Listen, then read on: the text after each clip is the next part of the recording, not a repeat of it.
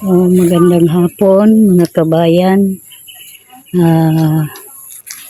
Tingnan ninyo ang tanim namin na papaya. Ang daming bunga mga kabayan. Ayan o. Tingnan ninyo maigi. Dami. Hanggang doon sa dulo. Ayan o. Ayan. O sa baba. Ayan. Kaya yan ang tinanim namin. Makikita naman sa itsura kung anong itong papaya. Ang dami.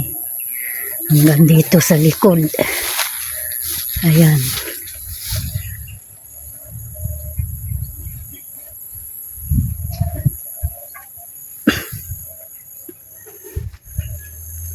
Saka itong daanan namin, kabayan, karsada ito.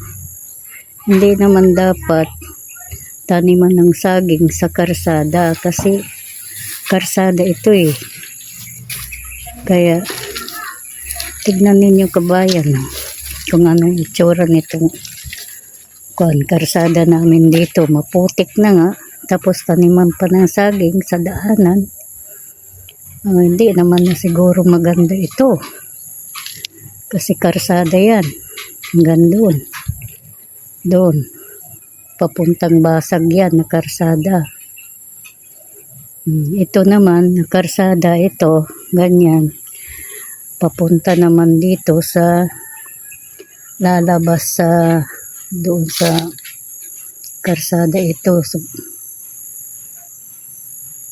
papunta kanila Kagawad Jiri. Itong karsada na to. Kaya hindi siguro maganda na taniman ng saging mga kabayan, di ba? Kung sinong nito, pwede ba mag-comment kayo ang karsada na hindi pwede taniman ng saging? Yan o. Kasi kawawa din kami nasa looban na kulong kami sa mga kung halimbawa dadaan ng yung kalabaw na may balsahan, kung mayroong halimbawa magbalsa dito sa karsada, madadaanan ang saging talaga.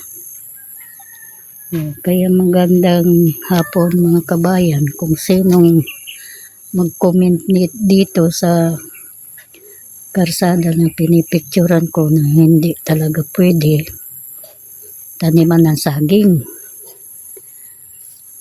Ayan, kabayan o. Yan, nasa gitna ng karsada. Maliit na lang ang karsada. Ayan.